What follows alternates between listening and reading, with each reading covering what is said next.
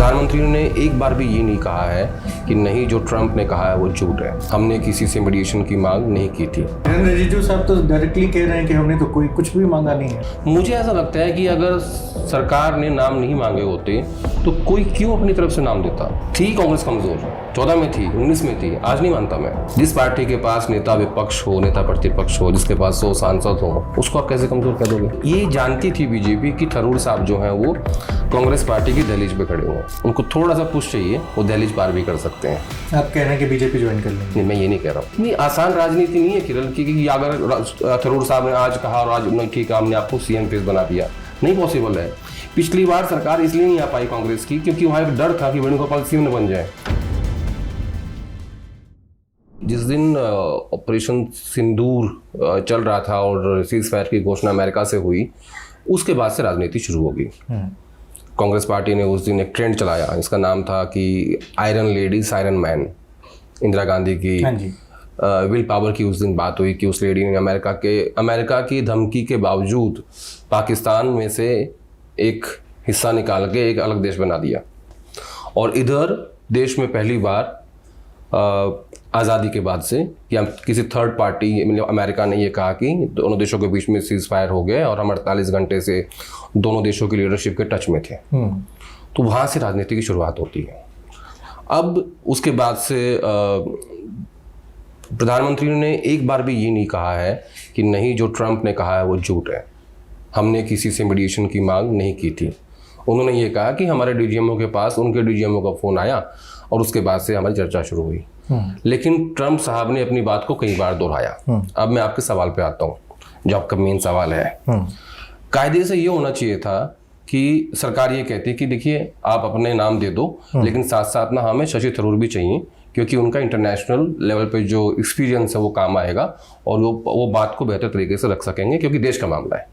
ठीक है, सरकार को ही दिल बड़ा करना होता है, सरकार को ही विपक्ष के साथ बैठ के बातचीत करनी होती है, सरकार का ही काम होता है कि वो जवाब दें। लेकिन इन्होंने क्या किया, इन्होंने पहले ही तय कर लिया कि थरूर साहब का नाम हम डाल देते हैं और फिर 4 नाम मांग लिए कांग्रेस पार्टी से, उन्होंने नाम दे दिए अपने। अब पर किरण रिजिजू साहब तो डायरेक्टली कह रहे हैं कि हमने तो कोई कुछ भी मांगा नहीं है। मुझे ऐसा लगता है कि अगर सरकार ने नाम नहीं मांगे होते तो कोई क्यों अपनी तरफ से नाम देता। ये सवाल है, ये जवाब नहीं है। तो इन्होंने तय कर लिया। तो ये जानती थी बीजेपी कि थरूर साहब जो हैं वो कांग्रेस पार्टी की दहलीज पे खड़े हुए हैं, उनको थोड़ा सा पुश चाहिए, वो दहलीज पार भी कर सकते हैं। आप कह रहे हैं कि बीजेपी ज्वाइन कर लेंगे? नहीं, मैं ये नहीं कह रहा हूँ, उस पर आ गया हूँगा। इतनी फास्ट मत चलो। राजनीति में शिफ्टिंग इतनी फास्ट नहीं होती। और उससे पहले जिस दिन समय से लेकिन दिखाई तो दे रहे हैं। हाँ, मैं उस पर आ रहा हूँ। और काफ़ी समय उससे ठीक पहले केरला में एक पोर्ट का शायद इनॉग्रेशन था जहाँ गौतम अडानी, प्रधानमंत्री मोदी और चीफ मिनिस्टर केरला और वहाँ थरूर साहब भी थे। और उस दिन स्टेटमेंट दिया था पीएम ने कि आज इस मंच पे कुछ लोगों को देख के बहुत से लोगों को पेट में दर्द होने वाला है। याद है आपको ये बात? उन्होंने कही थी। अब उससे पीछे जाओ 2 महीने और, फरवरी में थरूर साहब राहुल गांधी से मिले। उन्होंने कहा कि मुझे स्टेट का फेस बनाओ, मुझे स्टेट में इस्तेमाल करो, स्टेट लीडरशिप चाहते हैं। अब अगर मैं थरूर साहब की पॉलिटिक्स को डिकोड करूं, उनकी छवि रही है राष्ट्रीय और अंतर्राष्ट्रीय की नेता की। केंद्र के मंत्री रहे, वो यूएन में रहे, ठीक है। और अक्सर मुझे अच्छे से याद है सुषमा स्वराज विदेश मंत्री थी और कुलभूषण जाधव जो हमारे एक सैनिक हैं शायद, वो पाकिस्तान की जेल में थे। तो जब उनका मामला इंटरनेशनल कोर्ट में गया तो सुषमा जी ने फ़ोन किया शशि थरूर को और ये कहा कि आप इस मैटर को लेकर ड्राफ्टिंग करिए, मुझे आपकी आवश्यकता है। तो इसमें जब कहीं भी देश की बात आई तो उसमें पार्टी लाइन से हट के हर कोई सामने आता है। थरूर साहब ने की थी उस वक्त मदद, थरूर साहब की वो काबिलियत थी। ये बात आपने पिछले वाले भी उसमें बताया था शो में। तो वो उस काबिलियत का अगर इस्तेमाल करना था तो इसमें अच्छा ये होता कि राजनीति ना करके, लेकिन क्योंकि दोनों तरफ से राजनीति हो रही है, जैसे मैंने कहा ना कि सिविल स्कोर ऐसे वोटर स्कोर चल रहा है, तो ये उसकी कड़ी का हिस्सा है। तो वो जानते हैं कि थरूर साहब जो हैं कमजोर विकेट है, इसलिए सब काम हो रहा है। और अब आप देखो, उन्होंने फोन किया ममता बनर्जी को। ममता बनर्जी ने कहा कि जो आपने तय किया है पठान साहब को, ये नहीं जाएंगे, हटा दो। हाँ, जो हम कहेंगे वो जाएंगे। सरकार ने बात मान ली। इन्होंने फ़ोन किया उद्धव ठाकरे जी को, वहाँ से भी बातचीत हुई, लेकिन कांग्रेस पार्टी को फ़ोन नहीं किया, जो सबसे बड़ी विपक्षी पार्टी है, जो नेता प्रतिपक्ष कांग्रेस पार्टी के पास है, उनको फ़ोन नहीं किया। बाकी सबको फ़ोन करके और सबको एक साथ सहमति बनाने की कोशिश करी। तो फिर ये क्या, इसको क्या कहूँ मैं, पॉलिटिक्स कहूँ, कुछ और कहूँ, क्या कहूँ? हाँ, मान लेते कि पॉलिटिक्स की बात है, लेकिन आपको ये भी मानना पड़ेगा कि कांग्रेस कहीं ना कहीं एक तो अंदरूनी तौर पे भी बहुत ज्यादा कमजोर हो चुकी है। ठीक है, एक होता है खेलने वाला खिलाड़ी, एक होता है बाहर बैठ के देखने वाला खिलाड़ी। बाहर बैठ के देखने वाली भूमिका में कांग्रेस साफ तौर पे दिखाई दे रही है। जो उन लोगों ने 4 नाम सुधाए, जैसा कि आपने कहा कि हाँ मतलब जयराम रमेश ने भेजे हैं, उसमें से एक नाम सेलेक्ट होता है आनंद शर्मा। आनंद शर्मा भी G23 के मेंबर हैं। तो आपने जो नाम सेलेक्ट किए, क्या ये इत्तेफाक है कि ये सब नेता जो हैं वो G23 का हिस्सा रहे हैं? अब इसके तार जोड़ लो, जहाँ जहाँ जोड़ सकते हो। और जो आप कह रहे हो ना कि कांग्रेस पार्टी बाहर से खेल रही है, आपको कुछ उदाहरण देता हूँ। जब कांग्रेस पार्टी 2014 में 44 सीटों पे थी और जब 19 में 52 सीटों पे थी, तब वो उसको मैं कमजोर मान सकता था। आज वो 100 सीटों पे खड़े हुए हैं, 99 सीटें हैं उनके पास, नेता प्रतिपक्ष उनके पास है, समूचा विपक्ष साथ में इकट्ठा नजर आता है आपको संसद के अंदर। अब ये नहीं कह सकते कि अब कमजोर है। थी कांग्रेस कमजोर, 14 में थी, 19 में थी, आज नहीं मानता मैं। जिस पार्टी के पास नेता विपक्ष हो, नेता प्रतिपक्ष हो, जिसके पास 100 सांसद हो, उसको आप कैसे कमजोर कह दोगे? एक बात बताओ, मान लो ये 4 नाम बीजेपी ने अपने हैंड से सिलेक्ट कर लिए, पर कोई भी नेता, जैसे शशि थरूर जैसे नेता, आनंद शर्मा जैसे नेता, बड़े नेता हैं ये लोग, इस तरह के जो नेता हैं वो कब तक मतलब सत्ता से बाहर रहेंगे? सबकी एक आश तो होती है, पावर चाहिए सबको। वो लोग देख रहे हैं कि हमें वैसे भी कांग्रेस में उस तरीके से तरजीह नहीं दी जा रही है। अब कांग्रेस उन नेताओं को जो सबसे उसके मतलब क्रीमी लेयर के नेता थे, बेस्ट नेता थे, उनको अगर भाव नहीं देगी तो कहीं ना कहीं तो जाएंगे ना। क्या भाव नहीं दिया?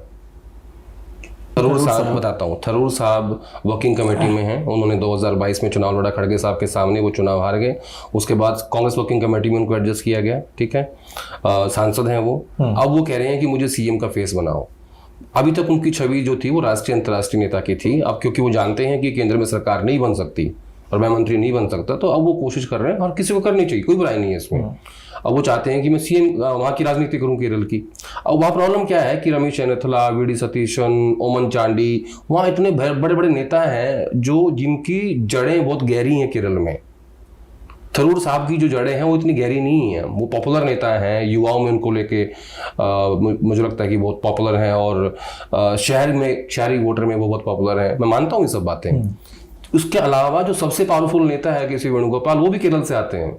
इसके अलावा जो प्रियंका गांधी हैं, वो सांसद है, वो भी केरल से हैं। तो इतनी आसान राजनीति नहीं है केरल की कि अगर थरूर साहब ने आज कहा और आज नहीं, ठीक है, हमने आपको सीएम फेस बना दिया, नहीं पॉसिबल है। पिछली बार सरकार इसलिए नहीं आ पाई कांग्रेस की क्योंकि वहां एक डर था कि वेणुगोपाल सीएम न बन जाए। तो जो वेणुगोपाल भी एक ही कॉन्स्टिट्यूंसी के नेता है, वो कोई पैन केरल नेता नहीं है। जो लोग वहां बैठे हुए हैं ना, उनकी जड़ें बहुत गहरी हैं। अगर आप उनको छेड़ोगे तो आपका जो पूरा स्ट्रक्चर है टूट जाएगा। आप इसको ऐसे समझो। तो ये पॉसिबल नहीं था। फिर वो बात बाहर भी आई, जो थरूर साहब की बात थी, जो मैंने फरवरी की बात की आपको, ठीक है। और अगर मैं ये कह दूं, मैं इसको उल्टा कर देता हूं, अगर थरूर साहब ये कहते कि नहीं भाई मैं नहीं जाऊंगा, मेरी पार्टी मुझे परमिशन देगी तो मैं जाऊंगा, हो सकता है वो बन भी जाते हैं। लिटमस टेस्ट पार्टी क्यों दे, नेता क्यों नहीं दे सकता? सही बात है। अगर वो कह देते सरकार को कि नहीं मैं नहीं जाऊंगा, आप मेरी पार्टी से पूछो, अगर वो कहेंगे, आप खड़गे साहब से बात करो कि भाई हमें इनकी आवश्यकता है, उनको कह देना चाहिए था ये बात। हो सकता है कांग्रेस पार्टी कहती कि नहीं आप उनको लेके जाओ, देश को जरूरत है। एक ही पहलू की बात क्यों होती है, दूसरे पहलू की बात क्यों नहीं होती? कि ताली एक हाथ से नहीं बजती ना। तो जब आपने टीएमसी के लिए सरकार ने चेंज कर दिया, इनके लिए भी कर देते और ये पहले ही बोल देते कि आप ऐसा करो, कंट्रोवर्सी नहीं होती। आप कहते हो कि हमें ये नाम चाहिए, हमें इनकी आवश्यकता है, काम खत्म।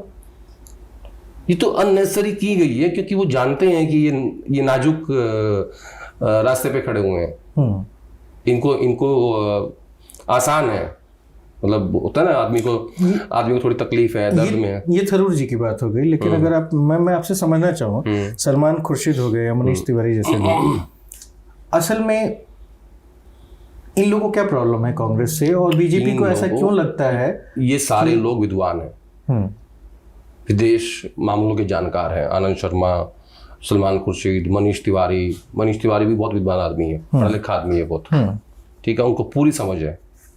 लेकिन मुझे ऐसा लगता है कि जब से उनका नाम G23 में आया था, मैं एक करके बात करता हूँ, जब से उनका नाम आया G23 में मनीष तिवारी का, तब से उनके और गांधी परिवार के बीच में थोड़ा सा गैप हो गया है, ठीक है। उसके बावजूद उनको चंडीगढ़ से टिकट दी, जो उनका सपना था।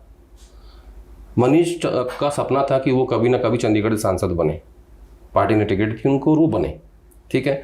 लेकिन संसद में जो उनको जिम्मेदारी मिलनी चाहिए थी हाउस के अंदर, वो नहीं थी, ना संगठन में कोई काम दिया। तो मुझे लगता है एक ट्रस्ट डेफिशिएट है because of G23। Venugopal Rao, किसी वेणुगोपाल, इनकी मतलब भूमिका क्या रहती है राहुल गांधी के डिसीजन में और फिर क्या अदर चीज़ों में?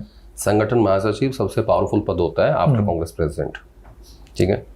अब क्योंकि गांधी में से कोई कांग्रेस प्रेसिडेंट नहीं है, बेसिकली पता क्या है, ही रिप्रेजेंट्स राहुल गांधी।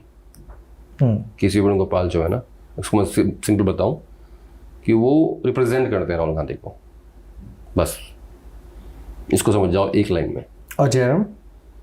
नहीं, जयराम रमेश जो हैं वो, मैं कह चुका हूँ पहले, बात कह ही देता हूँ, वो ना खुद का फेवरेट है।